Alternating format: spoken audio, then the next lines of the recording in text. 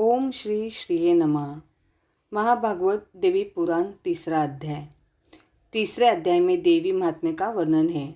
देवी द्वारा त्रिदेवों को सृष्टि आदि के कार्यों में नियुक्त करना, आदि शक्ति का गंगा आदि 5 रूपों में विभक्त होना, ब्रह्मा जी के शरीर से मनु तथा शतरूपा का प्रादुर्भाव, दक्ष की कन्याओं से सृष्टि का विस्तार, आदि शक्ति द्वारा भगवान शंकर को भार्या रूप में प्राप्त होने का वर प्रदान करना। श्री महादेव जी बोले, जो शुद्ध, शाश्वत और मूल प्रकृति स्वरूपिणी जगदम्बा है, वे ही साक्षात पर ब्रह्म है और वे ही हमारे देवता भी है। जिस प्रकार ये ब्रह्मा है, ये विष्णु और स्वयं में शिव इस जगत की उत्पत्ति, पालन और संहार के कार्य में नियुक्त है, उसी प्रकार अनेक ब्रह्मांडों में निवास करने वाले करोड़ों प्राणियों के सृजन, पालन और संहार का विधान करने वाली वे महेश्वरी ही है। निराकार रहते हुए वे महादेवी अपनी लीला से देह धारण करती है। उन्हीं के द्वारा इस विश्व का सृजन किया जाता है, पालन किया जाता है और अंत में उन्हीं के द्वारा संहार किया जाता है। उनके द्वारा ही यह जगत मोहग्रस्त होता है।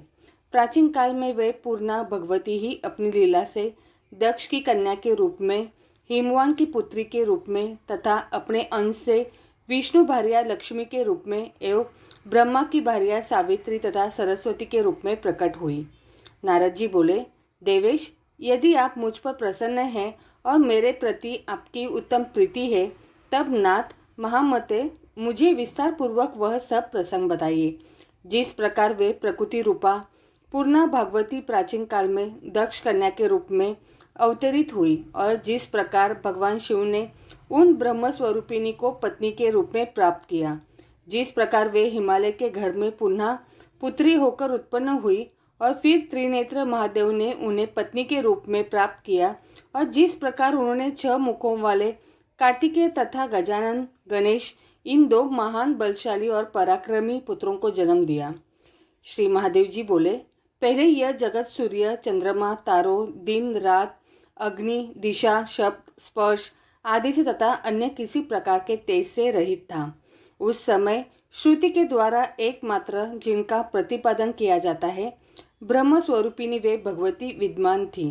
सच्चिदानंद विग्रह वाली वे प्रकृति रूपा भगवती शुद्ध ज्ञान से युक्त, नित्य वाणी से परे, निरवय योगियों के द्वारा कठिनता से प्राप्त होने वाली, सर्वत्र व्याप्त रहने वाली, उपद्रवों से रहित नित्यानंद स्वरूपिणी तथा सूक्ष्म और गुरुत्व आदि गुणों से परे है।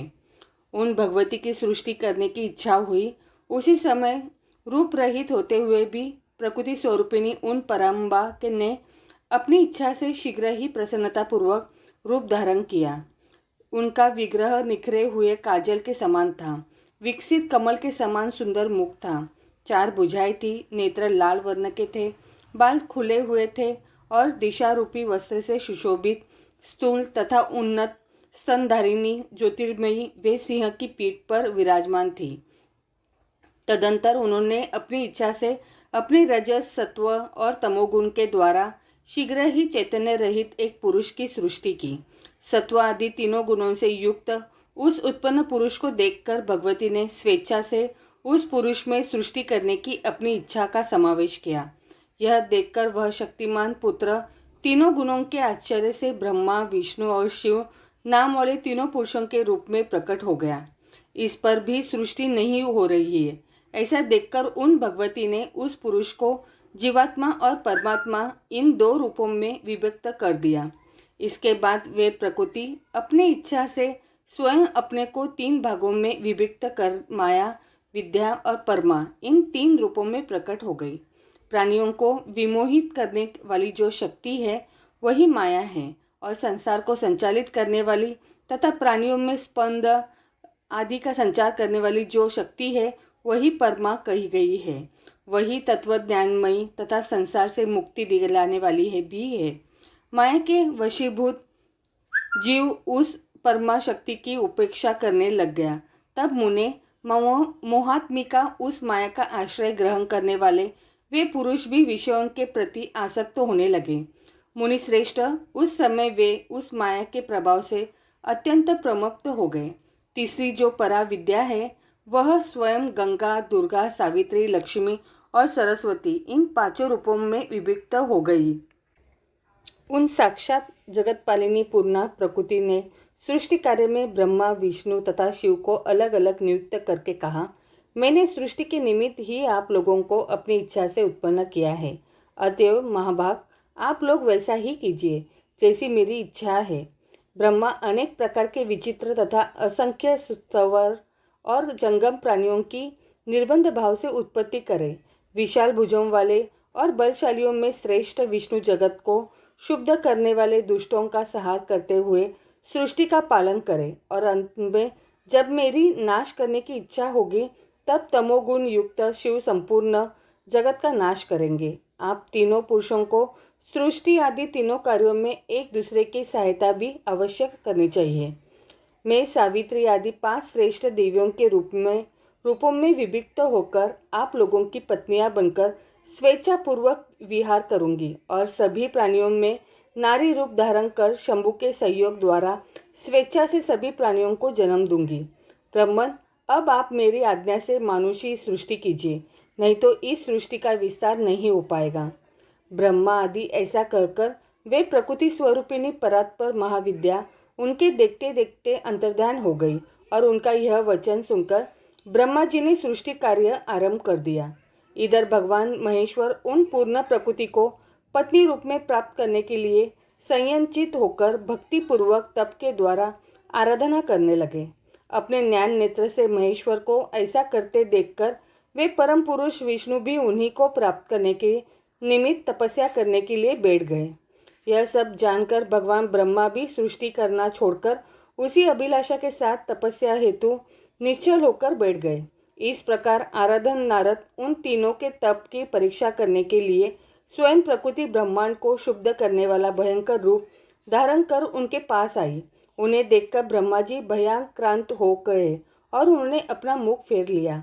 वे उनके सम्मुख पुनः गई, तब भी ब्रह्मा जी मुख हो गए। इस प्रकार वे चारों दिशाओं में क्रम से 4 बार गई। इससे अत्यंत डरे हुए वे ब्रह्मा जी 4 मुख वाले हो गए और भय से संचयत्रस्त होकर वे तपस्या छोड़कर उसी समय वहां से भाग गए। इसके बाद महान भय उत्पन्न करने वाली वे प्रकृति वहां पर शीघ्र पहुंची, जहां परम पुरुष विष्णु एकाग्रचित होकर तप कर रहे थे। उन्हें देखकर 1000 सिर, 1000 नेत्र तथा 1000 पैरों वाले वे विष्णु भी उसी समय भयभीत हो गए और तपस्या छोड़कर आंखें बंद किए हुए जल के अंदर प्रविष्ट हो गए। इस प्रकार उन दोनों की तपस्या भंग हो जाने पर भीषण रूप वाली वे प्रकृति महेश के पास गई, किंतु वे किसी भी तरह उनका ध्यान भंग करने में समर्थ न हो सकी। अपने विज्ञान विशेष से भगवान शिव भयंकर रूप वाली देवी प्रकृति को परीक्षा के लिए आई हुई जानकर समाधि में ही बैठे रहे। उससे अत्यंत प्रसन्न हुई प्रकृति स्वरूपिणी श्रेष्ठ भगवती जो गंगा स्वरूप में स्वर्ग में स्थित है, भगवान शिव को देवी पूर्णा के स्वरूप में प्राप्त हुई। उन्होंने अपनी पूर्व प्रतिज्ञा के अनुसार अपने अंश से सावित्री होकर पति रूप में ब्रह्मा जी को प्राप्त किया। महामते, इसी प्रकार उन्होंने अपने ही अंश से लक्ष्मी होकर विष्णु को पति रूप में प्राप्त किया और अपने ही अंश से सरस्वती के भी रूप में वे भगवती प्रतिष्ठित हुई। इसके बाद महामते, समाधि भंग हो जाने के अनंतर उन लोक पितामह ब्रह्मा ने पृथ्वी आदि महाभूतों तथा अन्य तत्वों की उत्पत्ति करके मरीचि, अत्रि, पुलह, क्रतु, अंगिरा, प्रचेता, वशिष्ठ, नारद, भृगु और पुलस्त्य इन 10 मानस पुत्रों का सृजन किया। महामते, ये सभी 10 पुत्र समान गुण प्रभाव वाले थे। इसके बाद उन्होंने दक्ष आदि प्रमुख प्रजापतियों तथा मनुष्यों की उत्पत्ति की। तदंतर उन्होंने मानसी पुत्री संध्या और मनोभाव कामदेव को उत्पन्न किया तथा पुनः स्वर्ग, मृत्युलोक एवं पातालोक में स्त्री पुरुषों को विमोहित करने के लिए काम रूप उस पुरुष को स्वयं नियुक्त कर दिया।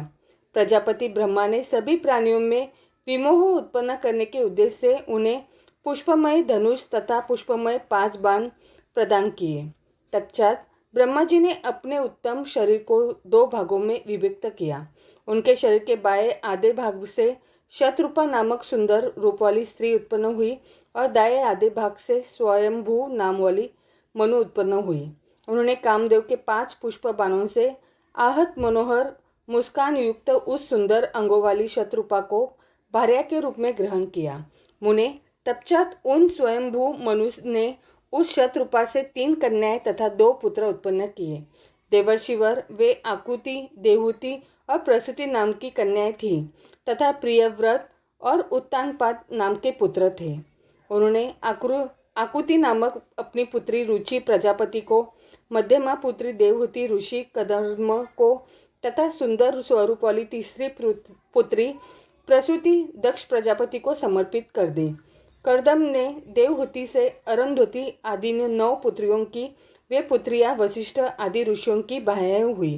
प्रजापति दक्ष की भी 14 कन्याएं हुई। अदिति, दिति, दनु, काष्ठा, अरिष्टा, सुरसा, तिमि, मनु, क्रोधवशा, ताम्रा, विनंता, कद्रु, स्वाहा और भानुमति, ये उन कन्याओं के नाम कहे गए। उन्होंने उनमें से स्वाहा नाम की कन्या अग्नि को और शेष तरह कन्या ऋषि कश्यप को प्रदान कर दी। कश्यप ने स्वयं उन पत्नियों से नानाविध प्रजाएं उत्पन्न की। तब उन प्रजाओं से संपूर्ण जगत व्याप्त हो गया। इस प्रकार भगवान ब्रह्मा ने इस सारे संसार की सृष्टि की। तदंतर देवी प्रकृति ने उन ब्रह्मा से कहा, महामते, द्विजगण 3 संध्याओं में जिनकी उपासना करते हैं वे सावित्री मेरे अंश से उत्पन्न हुई है। वे सरस्वती तथा लक्ष्मी भी मेरे ही अंश से उत्पन्न हुई है। जिन्होंने अपनी लीला से तीनों लोकों के पालनकर्ता विष्णु को पति रूप में प्राप्त किया, आप दोनों ब्रह्मा तथा विष्णु विषयक सक्त हो गए। देवर्षिवर उन साक्षात परात् प्रकृति को पूर्ण भाव से पत्नी रूप में पाने की अभिलाषा करते हुए भी शिव परम योगी बने रहे। उस प्रकार की तपस्या में रत उन भगवान शिव से परात् प्रकृति जगदम्बिका ने प्रसन्न होकर प्रत्यक्ष रूप से कहा। प्रकृति बोली, शंभो, आप कौन सा अभिष्ट वर है, मुझसे वह मांग ले। आपकी तपस्या पूर्ण उपासना से परम प्रसन्नता को प्राप्त में वह वर आपको अवश्य दूंगी। शिवजी बोले, जिनसे पूर्व में 5 श्रेष्ठ नारियां प्रकट हुई थी, वे आप विशुद्ध प्रकृति ही हम ब्रह्मा, विष्णु तथा महेश्वर को प्राप्त होंगी। उनमें से अपने अंश से सावित्री के रूप में उत्पन्न होकर आप ब्रह्मा जी को प्राप्त हुई और अपने ही अंश से लक्ष्मी एवं सरस्वती होकर विष्णु को प्राप्त हुई है। किंतु परमा पूर्णा प्रकृति आप स्वयं अपनी लीला से कहीं जन्म लेकर मुझे प्राप्त हुई। प्रकृति बोली, दक्ष प्रजापति के यहाँ अपनी माया से उत्पन्न होकर मनोहर शरीर वाली पूर्णा प्रकृति में ही आपकी भार्या बनूंगी। जब दक्ष के यहाँ उनके देहाभिमान से मेरा तथा आपका अनादर होगा, तब अपने माया रूपी अंश से उन्हें विमोहित कर मैं अपने स्थान को चली जाऊंगी। महेश्वर, उस समय आपसे मेरा वियोग हो जाएगा और तब आप भी मेरे बिना कहीं भी नहीं ठहर सकेंगे। इस प्रकार हम दोनों के बीच परम प्रीति बनी रहेगी। श्री महादेव जी बोले, मुनि श्रेष्ठ, वे परमेश्वरी प्रकृति महेश्वर से ऐसा कहकर अंतर्ध्यान हो गई और शिव के मन में प्रसन्नता व्याप्त हो गई। इस प्रकार श्री महाभागवत महापुराण के अंतर्गत श्री शिव नारद संवाद में महेश्वर दान वर्णन नामक 3रा अध्याय पूर्ण हुआ। महाभागवत देवी पुराण के 4थे अध्याय अगले अध्याय में सुनिए।